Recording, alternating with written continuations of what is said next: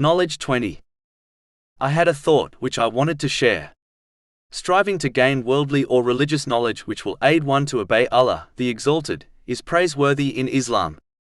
Unfortunately, many communities within Muslims fail to encourage their children, especially their daughters, towards education, as they claim they will simply get married, have children, and live as housewives mums.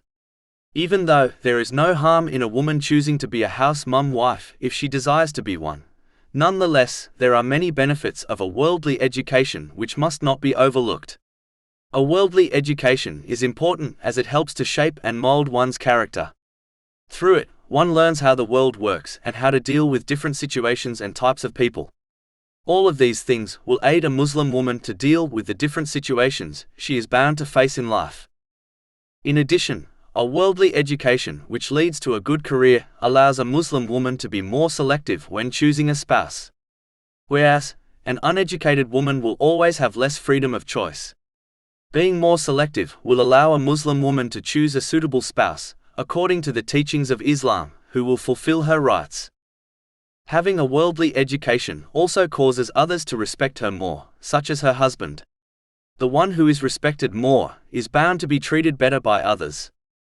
Finally, the educated Muslim woman who has a career becomes financially independent of all others, such as her husband.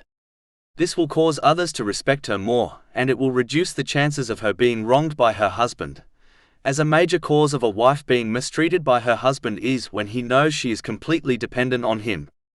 In many cases, if the abuse is too much, an uneducated woman is much less likely to walk away from her abusive husband, as she is completely dependent on him. She may well be turned away by her parents also, as they cannot afford to take care of her and her children. This often occurs within the Muslim community.